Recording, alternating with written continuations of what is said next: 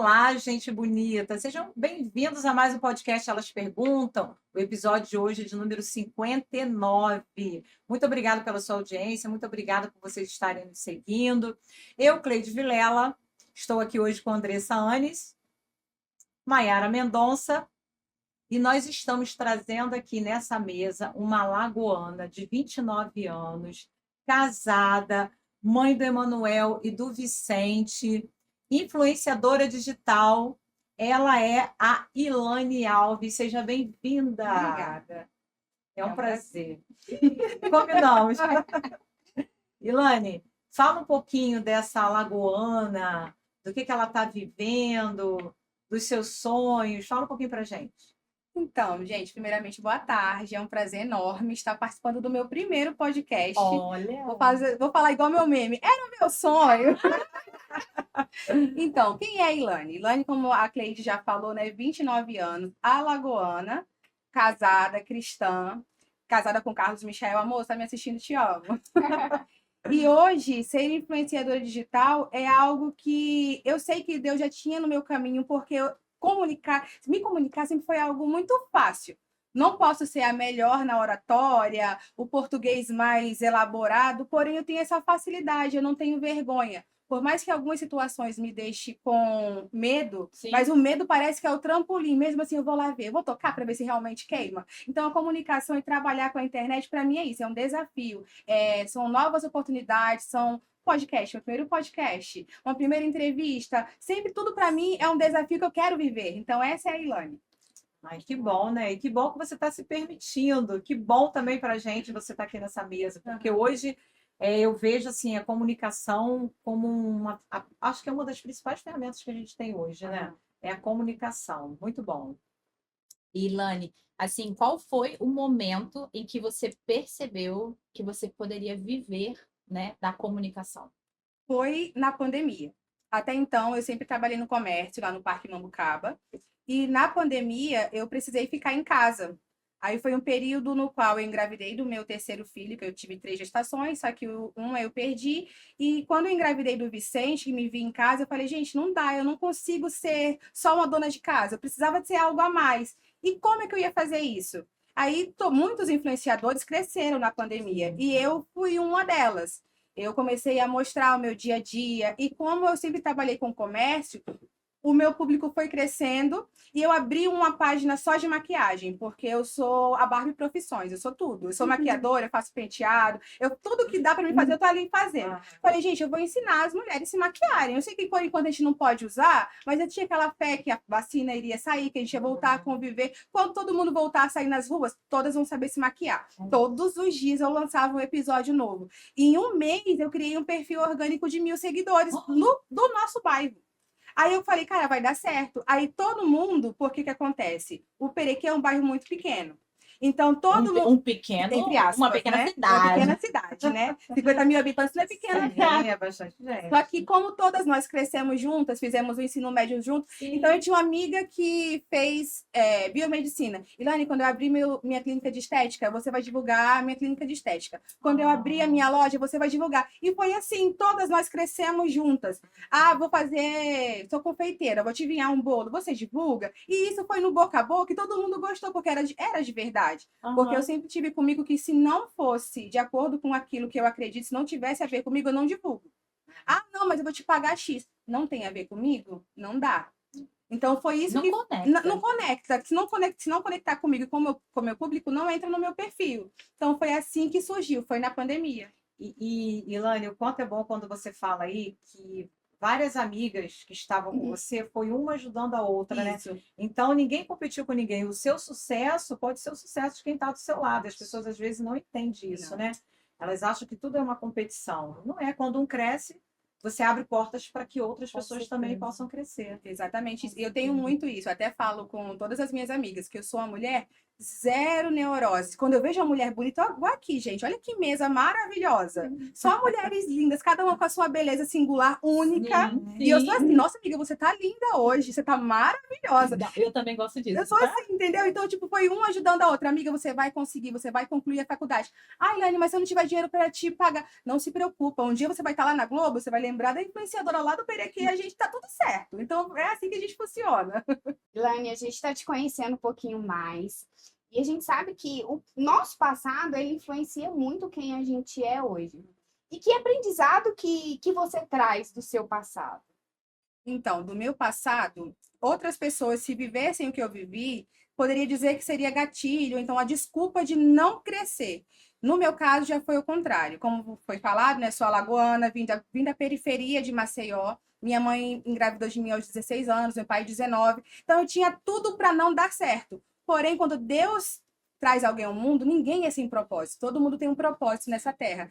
Então, desde pequena, muito pequena, que eu me converti aos 8 anos, eu entendi que Deus tinha um propósito a mais na minha vida, que eu não ia ser, não é desmerecendo as minhas origens, nem de onde eu vim, nem a minha família, mas eu sabia que eu poderia ser mais, que eu poderia ser melhor. O que minha mãe viveu, eu não iria viver. Então, assim, eu quebrei ciclos.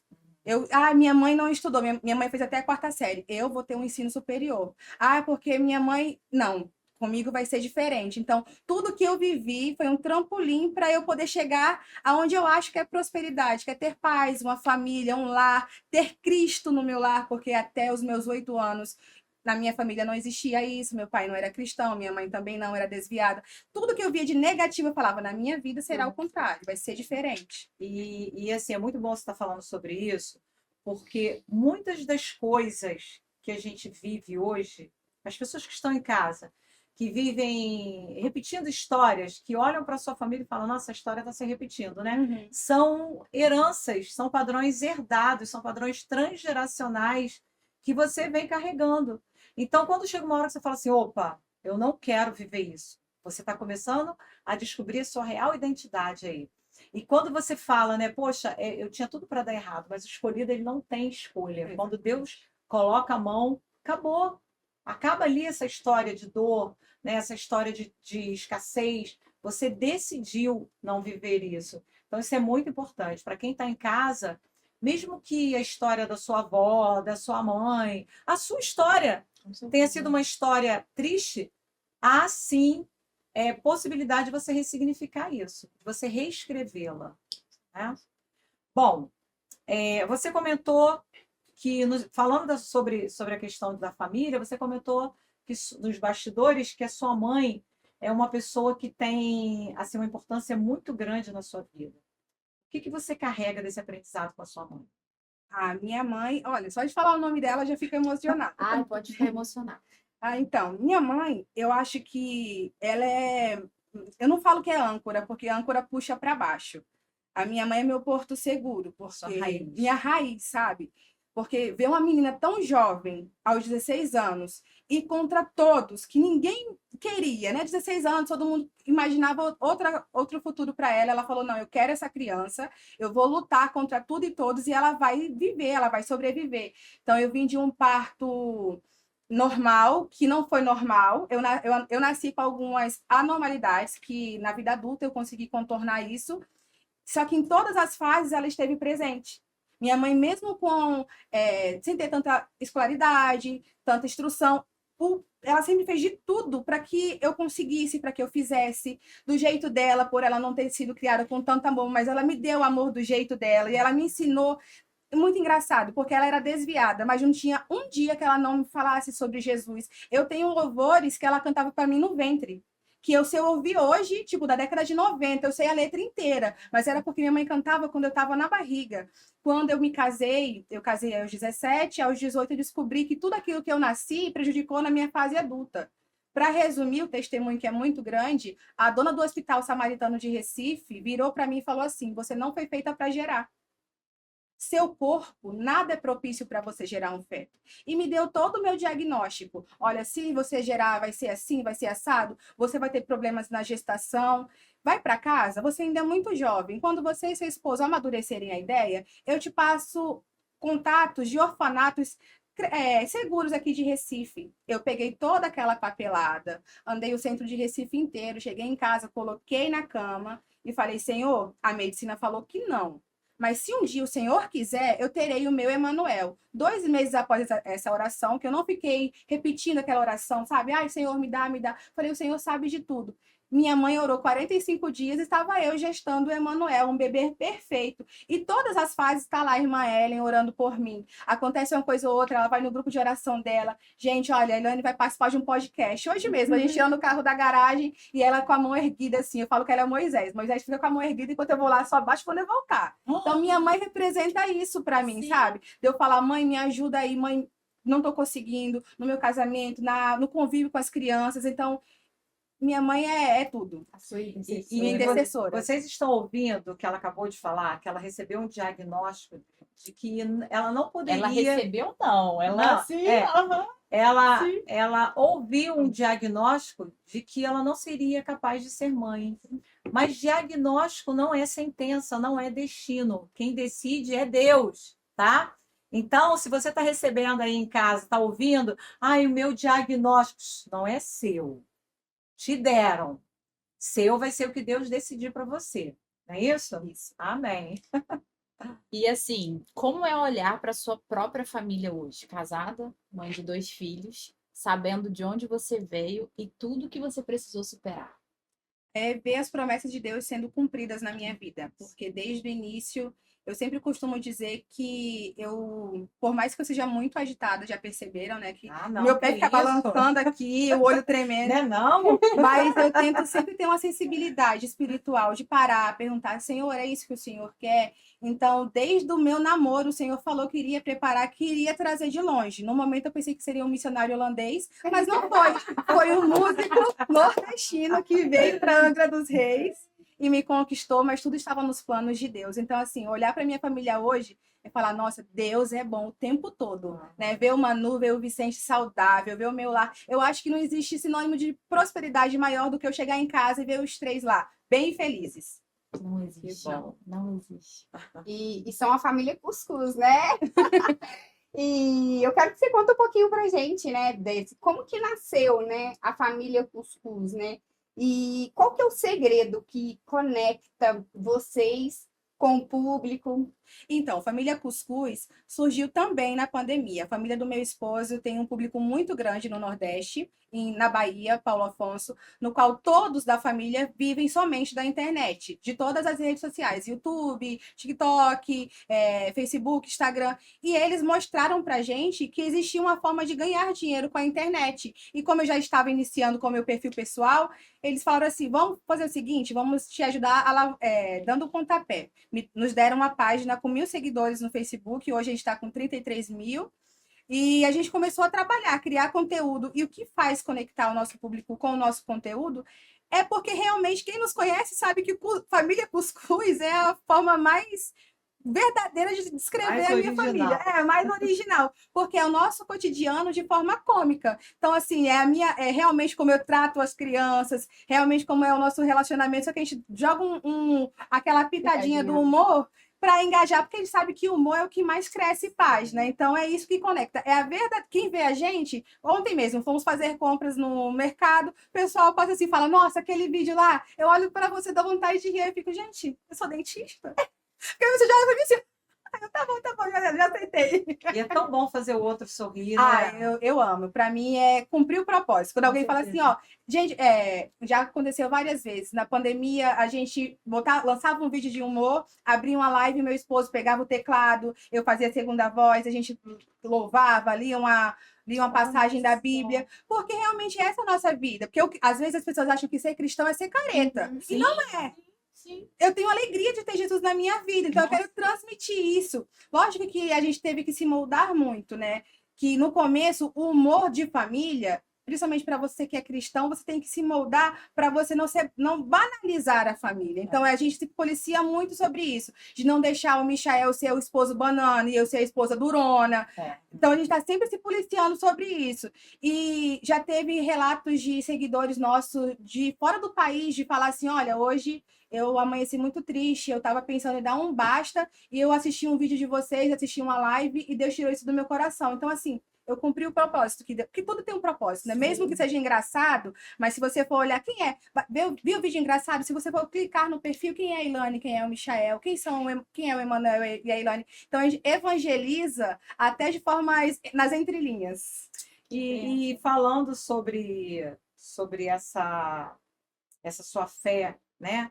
Essa liderança aí que você tem como esposa, como mãe e como mulher cristã.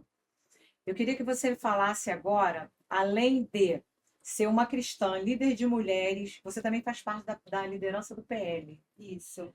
Como você equilibra fé, família, política, né, no seu dia a dia, nessa correria toda? Eu acredito que os três andam juntos. Por muito tempo, nós brasileiros acreditávamos muito que político não presta, vou falar na minha linguagem mesmo, que política não presta, que todo político é igual, não vou votar, vou votar nulo. E eu sempre achei isso errado. Eu falava, não, gente, só que porém também omitia, né? Ficava calada, não discutia sobre política. Até hoje eu não discuto. Apenas eu marco o meu posicionamento. Então, eu me posicionei, vi no PL um partido no qual eu me identifico com as diretrizes, porque, assim como o PL, eu também acredito em Deus, pátria e família, os princípios são os mesmos. Então, o PL é só uma extensão daquilo que eu acredito. E sábado mesmo eu fui diplomada líder da juventude, que eu sempre trabalhei. Eu me converti aos 8 anos, então desde os 8 anos eu me envolvo com jovens e adolescentes da igreja, seja no coral, seja no Ministério de Missões, no Ministério de Louvor, na orquestra. Então, para mim, eu tive essa facilidade. Então, agora eu só estou conscientizando que, além de Jesus Cristo, devemos honrar o nosso país, ser cidadãos corretos, tanto no termo quando chegar na urna, mas no seu dia a dia, informar jovens pensantes. Então, eu tento manter o equilíbrio, e até mesmo o Manu e o Vicente, que eu não quero que eles olhem assim, não vou votar em qualquer um, não, tanto faz. Não, o Manu e o Vicente vão ver que a mãe e o pai deles defenderam a bandeira, que era assim, era assado, para que eles sigam a mesma linha. E políticas públicas, a gente precisa entender que políticas públicas bem aplicadas, elas salvam vidas, sim. Nossa, eu estou achando assim, incrível. Incrível. Você tem falado muito sobre quebrar o tabu, né, de que cristão não pode se envolver com política. O que você diria para quem ainda tem essa resistência? Se posicione. Se posicione, marque presença sem ofender, sem desrespeitar a opinião contrária da sua, mas levante sim o seu posicionamento daquilo que você acredita, porque às vezes tem alguém indeciso do seu lado que está desperdiçando o voto, que não está vendo melhoria, mas se eu começar agora, eu estava até falando sobre isso no nosso evento. Gente, eu tenho 107 mil seguidores que me acompanham. Qual é a influência que eu posso passar para esse tanto de gente? Então, se posicionar, muita responsabilidade. Né? E para mim, tanto o líder religioso quanto o cristão, ele tem que se posicionar, para que o futuro do nosso país depende da gente, porque os meus filhos, os seus filhos, vão usufruir de um país como? Se a gente não se posicionar agora. Cada um na sua capacidade, na sua limitação, mas se cada um fizer um pouquinho, a gente muda o país. Eu não acredito que não tem jeito. Fizer o básico com excelência, né? Exatamente. E o posicionamento não é afrontar os outros, né? Tem hoje com a rede social, acredito que muita gente. Aí eu vou me posicionar, mas vai ficar ali repostando videozinho para poder afrontar aquele amigo que vai de contra, né? Ele. Então isso acaba que gera conflito. E o cristão, né? Aí ele se posiciona, ele tem que entender. Eu vou ficar aqui irritando o meu irmão, vou ficar levando afronta para o meu irmão, né? Então, tem a maneira de posicionar. Como que seria esse posicionamento que você está falando? Então, eu vou dar o meu exemplo. Eu sempre tento ver como que Jesus agiria no meu lugar. Será que Jesus iria fazer isso? Porque se vocês hoje me acompanharem nas minhas redes sociais, tem o perfil no qual eu trabalho política, que é o perfil do partido, e tem o meu perfil. Nunca, jamais que eu vou postar ou comentar ou curtir algo que vai afrontar quem pensa diferente de mim. Porque Jesus, quando esteve na Terra, ele não afrontou quem pensava diferente, quem não aceitou ele. Pelo contrário, ele, por onde ele passou, ele pregou o amor e mostrou como é bom, e todas as promessas que ele fez que iria acontecer, que ele iria voltar, que ele iria nos buscar, que quem ele curou, ele não veio afrontando o governo, ele não veio afrontando a César, ele não foi afrontoso. Então, eu tento ser assim. Eu tento não afrontar, eu tento apoiar todas as minhas amigas. Eu tenho amigas de religiões totalmente diferentes da minha, eu tenho amigas que andam comigo que pensam totalmente diferente de mim. Só que, claro, quando eu percebo que alguém quer me ofender, essa pessoa, eu já me retiro do convívio dela, porque ela não está respeitando a minha posição. Mas mesmo assim, eu não me dou ao direito de retribuir. Eu só me retiro. Eu falo assim, não, não vale a pena. Deixa que o Senhor cuida por mim, porque é Ele que vai fazer justiça. E vou fazendo o meu.